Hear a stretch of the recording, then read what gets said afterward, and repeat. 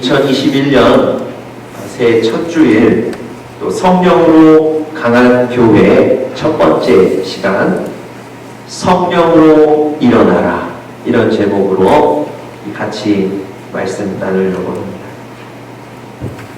여러분, 모든 사람들에게는요 눈물을 흘리는 힘들고 아픈 순간들이 있습니다. 한 소년 아이가 범죄를 저질러서요 재판을 받고 있습니다. 검사가 이 소년의 죄목을 하나하나 나열하면서 그 죄가 중하기 때문에 엄하게 이 소년을 다스려야 된다고 판사에게 그렇게 요청합니다. 그리고 방청석에서 그 재판을 지켜보고 있던 이 소년의 어머니가 갑자기 그 검사의 얘기를 듣자마자 앞으로 나와서 아들을 붙잡고 울기 시작합니다. 그러면서 잘못 가르친 내 잘못이니 나를 처벌해 주십시오. 이 아들은 좀 용서해 주십시오.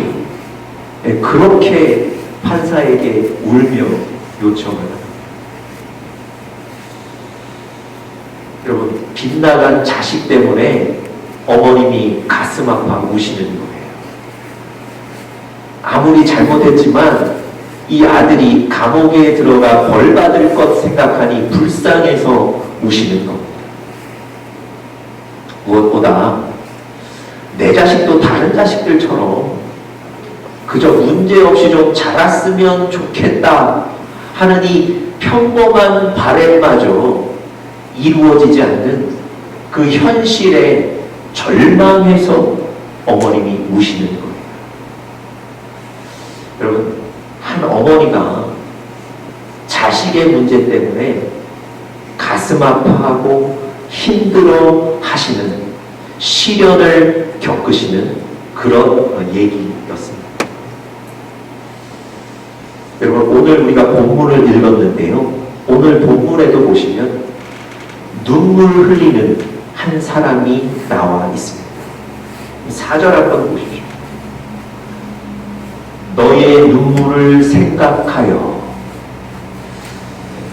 여러분, 바로 디모데의 얘기입니다.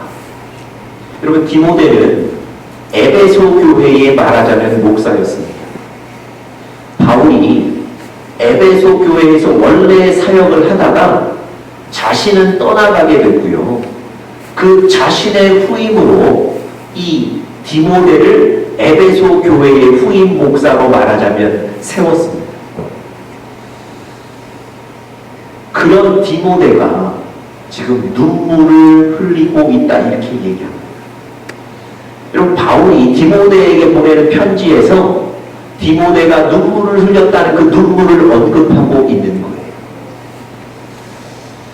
여러분, 디모데가 왜 눈물을 흘렸을까요? 무엇이 디모데로 하여금 눈물을 흘리게 만들었을까요? 디모데 인생에 눈물을 흘려야 했을 만큼 어렵고 아픈 일들은 무엇이었을까요? 일반적으로 주석에 보면 바울이 에베소 교회를 떠날 때 이 디모데와 에베소 교회의 장로들이 눈물을 흘렸다, 그렇게 표현합니다. 그러니까 정든 사람, 그리고 늘 의지했던 바울이 떠나갔기 때문에 그 헤어짐의 아쉬움 때문에 눈물을 흘렸다, 이렇게 얘기합니다. 또 한편으로는 이 디모데가 에베소 교회의 목회자로 살아가면서 정말 하나님의 사역을 감당하고 하나님이 맡겨주신 그 양떼들 눈물로 양육했다, 그래서 눈물을 흘렸다, 이렇게 얘기하기도 합니다. 그런데 저는 이 본문 성경을 계속 묵상하면서 이 디모데에 흘린 눈물이 그것에만 한정되지 않는다, 이런 생각을 많이 하게 됐습니다. 사실 이 디모데는요 목회 현장에서 어려움, 아픔이 많았던 사람입니다. 디모데서를 전체적으로 읽어보시면 디모데가 목회 현장에서 겪어야 되는 힘듦과 아픔을 유추할 수 있는 구절들이 좀 있어요. 그러면 디모데가 힘들어했던 첫 번째는 뭐냐면 그 에베소 교회에 부활을 부정하고 성경이 아닌 다른 복음을 전하는 사람들이 있었다는 거예요. 여러분 쉽게 말하면 교회 안에 이단들이 있었다는 겁니다. 그러니 여러분 이 사람들이 디모데가 말씀 전하면 그의 영적인 권위를 무시하는 거예요. 디모데는 에베소 교회에 가서 매번 그 사람들을 만나야 되는 거예요. 만나서 부딪히고 갈등해야 되는 겁니다. 여러분 목회 현장에 나가서 얼마나 힘들었겠습니까? 또 한 가지 목회 현장에서 디모데가 힘들었던 것은 연소함이에요. 여러분 디모데가 나이가 어렸거든요. 나이가 어림에도 불구하고 바울이 에베소 교회 목회자로 보냈던 거예요. 여러분 나이 어린 목사가 오니까 그 지역의 사람들도 교회의 사람들도 가볍게 생각하는 거예요. 존중하지 않는 어떤 모습과 태도들이 있었던 겁니다. 여러분 목회자에게 이것도 큰 고민이 아니지 않을 수가 없는 거예요. 또 하나 이 디모데가 힘들었던 건 몸이 약했습니다. 그럼 디모데가 목회 현장에서 몸이 아파서 혹은 어떤 통증으로 고생했다는 거예요. 여러분 몸에 통증이 생기고 아플 때마다 멀리 떨어져 있는 가족들 생각나지 않겠습니까? 그리고 그가 늘 의지했던 바울이 생각나지 않았겠어요? 그 외로움 때문에 목회 현장에서 또 눈물 흘렸을 수 있습니다. 여러분 디모데의 눈물 속에는요 이렇게 구체적으로 많은 아픔과 어려움들이 있었던 거예요. 여러분 구체적인 상황은 다르지만 우리에게도 사실 이런 어려움과 아픔들이 과거에도 있었고 사실은 지금도 있습니다. 어떤 분은 건강의 문제로, 어떤 분은 재정의 문제로 눈물 흘리셨을 수 있습니다. 어떤 분은 멀리 떨어진 부모님 때문에, 어떤 분은 내 뜻대로 안 되는 자녀 때문에 눈물 흘리셨을 수 있습니다. 어떤 분은 사랑하는 가족을 멀리 떠나보내고 눈물 흘리셨을 수 있고, 어떤 분은 영적으로 해결되지 않는, 해소되지 않는 문제 때문에 눈물 흘리셨을 수도 있습니다. 여러분 오늘 본문에 보시면요, 바울이 디모데가 흘린 이 눈물, 아픔과 어려운 문제들을 해결하기 위해서 해결책을 권면해주고 제시해주고 있습니다. 그게 바로 성령이에요. 성령으로 그 아픔과 어려움들을 해결할 수 있다는 거예요. 그런데 여러분과 저에게 의문이 생길 수 있습니다. 아니 목사님, 성령과 내가 지금 겪는 이 아픔과 무슨 관계가 있습니까? 아니 성령이 지금 내가 겪는 이 문제를 어떻게 해결해 준다는 말입니까? 이해되지 않으실 수 있어요. 그런데 오늘 바울은 힘들어하고 아파하는 디모데에게 그의 문제를 해결하기 위하여 분명히 성령의 도움을 얻으라고 얘기하고 있습니다. 여러분, 우리 모든 그리스도인은요, 우리는 그리스도인으로 이 세상을 살고 있는데 모든 그리스도인은 예수의 영을 가진 사람들입니다. 그래서 사실은 우리가 육신을 가지고 육신의 세상에 살고 있는 동시에 예수의 영을 가지고 영적인 세계에도 속해서 살아가고 있는 거예요. 모든 그리스도인들은 영적인 전투의 현장에 이미 들어와 계신 겁니다. 그래서 성령의 도움이 아니고는 어떠한 상황에도 이기실 수 없는 거예요. 반드시 성령의 도움, 반드시 성령을 의지해야만 살아가실 수 있는 것이 여러분과 저라는 말입니다.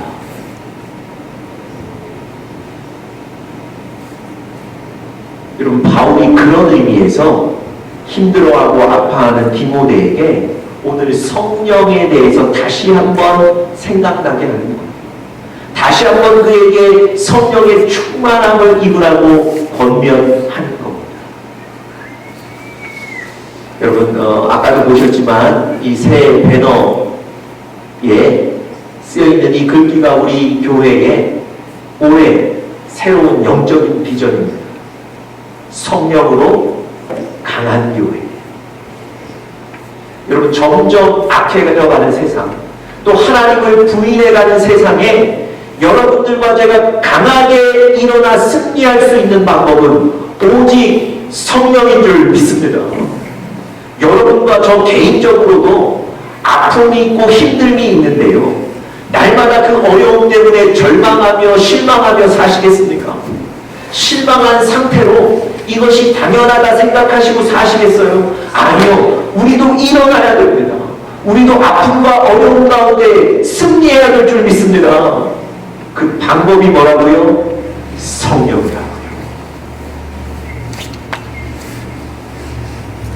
여러분, 새해에는 성령으로 강한 교회가 될 수 있기를 간절히 축복합니다. 새해에는 성령으로 강한 가정이 되시기를 간절히 축복합니다. 새해에는 성령으로 강한 우리 개인들이 되시기를 간절히 축복합니다. 이 성령은 어떤 분이고 과연 우리 삶에 어떤 일을 하실까요? 오늘 본문을 통해서 우리가 한번 구체적으로 살펴보면서 오늘 큰 도전과 결단이 되시기를 간절히 축복합니다. 첫 번째로, 성령은 우리를 어려움 속에서 일으키십니다. 첫 번째, 성령은 우리를 어려움 속에서 일으키십니다. 힘들어하고 아파하고 또 영적으로나 육적으로 우울에 빠진 우울감을 느끼고 있는 이 디모데에게 바울이 6절에 제일 먼저 권면합니다. 자, 6절 한번 보시죠. 그러므로 내가 나의 안수함으로 내 속에 있는 하나님의 은사를 다시 부릴 듯하게 하기 위하여 너로 생각하게 하노니. 여러분, 바울은 디모데를 다시 일으켜 세우기 위해서 그 안에 하나님의 은사가 다시 부릴 듯하게 일어나야 된다, 이렇게 얘기합니다. 여러분, 하나님의 은사가 부릴 듯 일어나야 된다 그러는데 저 하나님의 은사가 뭘까요? 일반적으로 하나님의 은사는 성령의 은사를 얘기합니다. 사실은 오늘 본문에서도 성령의 은사를 얘기할 수 있어요. 한 목사님께서 이 부분을 이렇게 얘기하셨습니다. 일반적으로 성령의 은사는 복수로 표현이 된다는 거예요. 왜냐하면 여러분, 성령의 은사라는 게 여러 가지지 않습니까? 그래서 영어 성경에도 복수로 표현한다는 거예요. 그런데 여러분, 오늘 성경의 영어 버전을 보시면 복수가 아니라 The gift of God, 단수로 표현되어 있다는 거예요.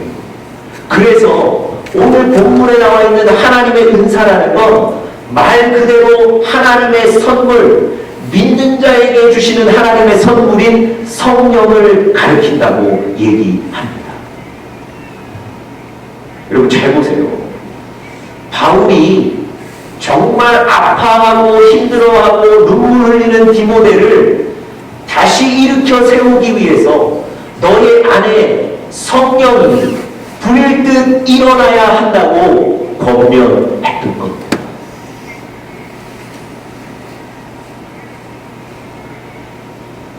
여러분, 성령이 어려움 속에 있는 디모데를 다시 일으켜 세우는 줄 믿습니다. D.L. 무디 목사님이라는 분, 여러분 설교를 통해서 많이 들어보셨을 텐데요. 이분은 미국 기독교 교회 부흥에 큰 역할을 하신 설교자이며 부흥사이십니다. 근데 이분이 초등학교밖에 못 나왔다는 거예요. 그런데 이분의 그 영감 있는 설교, 이분의 열정적인 설교, 이분의 정말 은혜로운 설교를 듣기 위해서 이분이 가는 곳마다 수많은 사람들이 모여서 이분의 말씀을 듣고 회개하고 영적인 부흥들을 맛봤다는 겁니다. 여러분, 어느 지역에 이분에 관한 일화인데요. 어느 지역에서 이 무디 목사님을 초청해서 우리 지역에 특별한 부흥회를 해야 되겠다. 이런 계획을 갖고 지역의 목회자들이 모여서 준비 모임, 준비 회의를 했답니다. 그런데 어떤 젊은 목회자가 한 사람 일어나더니 이렇게 얘기하더랍니다. 왜 꼭 부흥회 하면 무디 목사님만 초청해야 됩니까? 무디 목사님 말고 다른 설교자는 없습니까? 아니, 무디 목사님이 혼자 성령을 독점하며 살고 있습니까? 이렇게 젊은 목사님이 얘기를 했다는 거예요. 뭐 이해가 되죠? 아마 그 당시에 이 무디 목사님이 많이 부흥회를 다니셨으니까. 그 얘기를 듣고 있던 어느 한 이렇게 연세 드신 목회자가 웃으면서 이렇게 얘기하셨답니다. 무디 목사님만 성령을 독점하는 것은 아니겠죠. 그러나 분명한 사실 한 가지가 있습니다. 그것은 성령께서 이 시대에 무디 목사님을 독점하여 사용하고 계신다는 것입니다. 여러분, 무디 목사님은 제가 아까 설명드렸던 대로 초등학교 나오신 분이라니까요. 교육 수준이 높지 않으신 분입니다. 심지어 이분은 다른 사람들 구두 닦으면서 생계를 유지하셨던 분이세요. 여러분, 이분이 설교를 준비해서 설교하면 많은 분들이 모이겠습니까? 많은 사람들이 은혜를 받고 회개하고 삶의 변화를 일으키는 것 상상이 가십니까? 그런데 그런 영적인 부흥의 도구가 됐다는 거예요. 어떻게 이 일이 가능했을까요? 다른 게 없어요. 성령에 사로잡혀 사는 겁니다. 무디 목사님 안에 성령의 충만이 있는 거예요. 여러분, 성령에 사로잡히니까 그가 가졌던 불리한 조건들을 뛰어넘게 되는 거예요. 여러분, 성령이 아니었다면 그가 어떤 유명한 업적을 남길 수 있었겠습니까? 성령이 아니었다면 사실 무시당할 수도 있는 인생 아니었겠습니까? 성령이 그를 사로잡으니까 그의 악조건들, 불리한 조건들이 다 뛰어넘어지고 성령에 붙들려 하나님의 역사를 이루는 사람이 될 줄 믿습니다. 여러분, 성령은 여러분과 저를 일어나게 만드는 거예요. 어려움과 아픔과 불리한 조건 가운데 일어나게 만드는 것입니다. 여러분, 바울이 그래서 디모데에게 하나님의 은사, 성령이 네 안에 다시 불일 듯 일어나야 된다, 이렇게 권면하는 겁니다. 여러분, 우리 여러분들 자신을 한번 돌아보시죠. 어떤 조건들이 계속 만족되지 않아서, 어떤 조건들이 모자라서, 어떤 불리한 조건들 때문에 계속 실망하고, 혹은 그것을 그냥 당연한 듯이 받아들이며 살고 계십니까? 그렇다면 여러분들과 저도 오늘 성령이 불일 듯 일어나야 될 줄 믿습니다. 그렇다면 여러분과 저도 그 아픔에서, 그 어려움에서 일어나게 될 것입니다. 여러분, 새해에 성령을 구하십시오. 성령이 여러분들 가운데 일하시도록, 여러분을 다스리도록 여러분을 내어주시기를 간절히 축복합니다. 두 번째로요, 성령이 하시는 일. 두 번째, 성령은 우리가 하나님의 말씀대로 살도록 돕습니다. 성령은 우리가 하나님의 말씀대로 살도록 돕습니다. 여러분, 아마 모든 그리스도인들에게 공통된 고민이 있다면 바로 이것일 겁니다. 내가 하나님 말씀대로 살아야 되는데, 야, 어렵다. 내가 하나님 나에게 주신 말씀대로 내가 실천하고 적용해야 되는데, 삶의 현장에서 하나님 말씀대로 산다는 건 정말 쉽지 않다. 이게 아마 모든 그리스도인들의 고민일 거예요. 여러분, 하나님은 여러분과 제가 하나님의 말씀대로 살기를 원하세요. 제가 지난 송구 영신 예배 때 그런 말씀을 드렸습니다. 하나님께서 애굽의 종으로 살던 이스라엘 백성들에게 새로운 땅 가나안을 준비해 주셨습니다. 그럼 그들은 더 이상 종으로 살지 않아도 되고요. 하나님이 준비해 주신 그 새로운 땅에 들어가서 가족들과 행복하게 살면 되는 거예요. 이제 그 이스라엘 백성들은 그 땅에 들어가기만 하면 되는 겁니다. 그런데 하나님이 이스라엘 백성들이 그 땅을 얻기 위해서, 이스라엘 백성들에게 그 땅을 주시기 위해서 한 가지 조건을 제시하셨습니다. 자, 우리 신명기 11장 8절 말씀인데요. 우리 스크린에서 같이 한번 보시면서 한번 읽어보겠습니다. 같이 읽겠습니다. 시작. 내가 오늘 너희에게 명하는 모든 명령을 지키라. 그리하면 너희가 강성할 것이요 너희가 건너가 차지할 땅에 들어가서 그것을 차지할 것이라. 보세요. 하나님은 분명히 그 땅을 얘기해 놓으셨습니다. 그 땅을 계획하셨어요. 그런데 이스라엘 백성들이 그 땅을 차지하기 위해서는 한 가지 조건을 만족해야 되는데, 그것이 무엇입니까? 하나님이 이스라엘 백성들에게 말씀하시고 명령하신 것들 그대로 지키며 사는 거예요. 여러분, 복잡한 전략이 필요한 게 아니라니까요. 엄청난 돈을 투자하셔야 그 땅을 얻는 게 아니에요. 요즘 유명한 리더십에 기술이 있어야 되시는 게 아닙니다. 하나님이 여러분과 저를 위해 준비하신 새해의 새 땅을 얻기 위해서는 여러분과 저도 하나님의 말씀대로 살아야 되는 거예요. 이게 하나님의 뜻입니다. 아까 처음에 말씀드렸던 대로 이게 어려운 거죠. 목사님, 내가 그거 다 알고 있습니다. 그런데 하나님의 뜻대로 사는 게 내 마음대로 되지 않습니다. 맞아요. 여러분, 바울도요, 지금 힘들어하는 디모데에게 그를 세우기 위해서 한 가지 방법을 제시하는데, 13절 우리 같이 다시 한번 보실까요? 13절입니다. 디모데후서 1장 13절.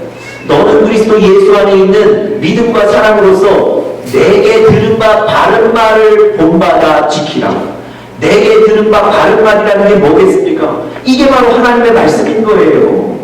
디모데에게 네가 다시 일어나 승리하기 위해서는 하나님께 들은 말씀 그것대로 살아야 된다, 지켜야 된다. 여러분, 이 얘기를 하는 겁니다. 그런데 디모데도 아마 그게 힘들었을 거예요. 그래서 여러분, 14절에 보시면 바울이 한 가지 더 얘기하죠. 자, 14절은 우리 같이 한번 뜻을 잘 생각하시면서 읽어보겠습니다. 시작. 우리 안에 거하시는 성령으로 말미암아 너에게 부탁한 아름다운 것을 지키라. 디모데, 너에게 부탁한 아름다운 것, 그게 뭐겠습니까? 하나님의 말씀, 하나님의 사역, 하나님의 사명 아니겠습니까? 그 말씀대로 살아야 되는데 무엇으로 말미암아 그렇게 살 수 있다고요? 성령으로 말미암아 말씀대로 살 수 있다고 얘기하는 겁니다. 여러분, 의지만 갖고 되는 게 아니에요. 바울이 디모데에게 네가 하나님의 말씀을 지키기 위해서 희생해라, 헌신해라, 이렇게 윽박지르는 게 아니에요. 너희 안에 성령의 충만함이 있으면 네가 말씀대로 살게 된다고 얘기하는 거예요. 여러분, 성령은요, 여러분과 저로 하여금 말씀대로 살도록 힘을 주고 돕는 것, 그것이 바로 성령인 줄 믿습니다.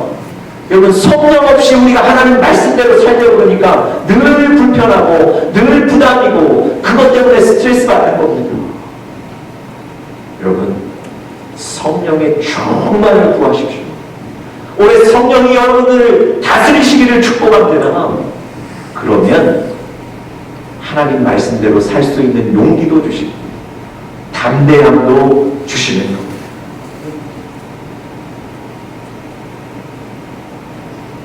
여러분, 이스라엘 백성들이 가나안 땅 결국은 자녀 세대들만 들어가고 부모의 세대들은 광야에서 다 죽게 돼요.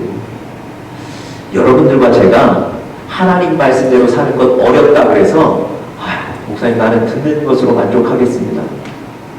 그러면 올해 하나님이 여러분들 가정에 여러분들 개인에게 주시는 새 땅도 포기하시는 거나 마찬가지예요. 여러분, 그러실 수 없잖아요. 하나님의 말씀대로 사셔야 되는데 성령이 바로 그것을 도우시는 거예요. 여러분, 신약성경 사도행전에 보시면 고넬료라는 이방인의 얘기가 나옵니다. 이 고넬료는 이방인인데요, 베드로라는 당시 예루살렘 교회의 사도를 세상에 자기 집으로 초대해서 말씀을 듣겠다는 엄청난 꿈을 가집니다. 그리고 베드로에게 부탁해요. 여러분, 베드로라는 사도가 이방인의 집에 가서 복음을 전할 리가 없습니다. 왜냐하면 그 당시 이방인에게 복음을 전하는 건 금기시되어 있었거든요. 복음은 유대인만을 위한 것이다. 만약에 베드로가 이방인의 집에 가서 복음을 전했다는 얘기가 알려지면 아마도 많은 사람들의 비난을 받을 거예요. 성경에 그런 얘기는 없지만 사도직도 위험할지 몰라요. 여러분, 베드로가 절대 안 가죠. 그런데 여러분, 성경을 다 읽어보시면 베드로가 고넬료의 집에 직접 가서 복음을 전합니다. 그리고 그 말씀을 듣고 믿는 자에게 침례도 줍니다. 어떻게 이 일이 가능했을까요?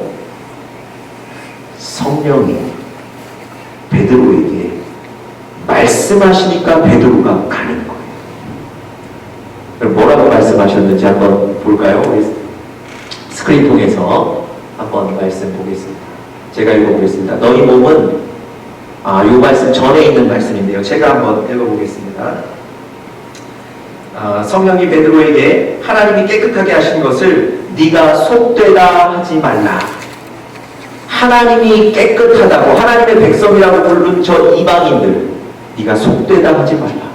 성령이 계속해서 몇 번이고 말씀해 주셨을 때 베드로가 자기의 생각을 내려놓고 비난을 감수하고 하나님의 뜻을 행할 수 있었던 겁니다. 여러분, 성령이 여러분들 가운데 충만하면 하나님의 뜻대로 하나님의 말씀대로 살 수 있습니다. 새해에 이런 은혜가 있기를 간절히 축복합니다. 자, 세 번째로요, 성령은 우리 안에 있습니다. 성령은 우리 안에 있습니다.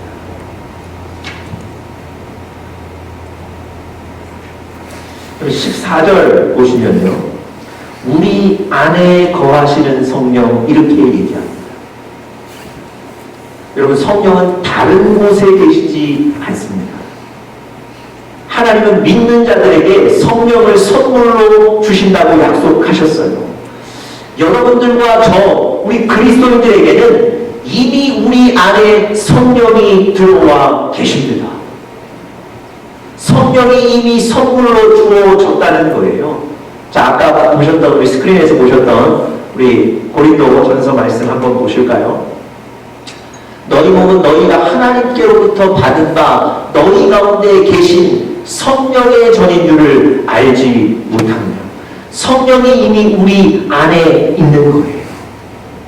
여러분, 이것은 다른 말로 성령이 이미 여러분과 저를 돕기 위해 모든 준비를 마치셨다는 거예요. 성령이 우리 안에 이미 계셔서 여러분과 저를 돕기 위해 모든 준비를 마치셨어요.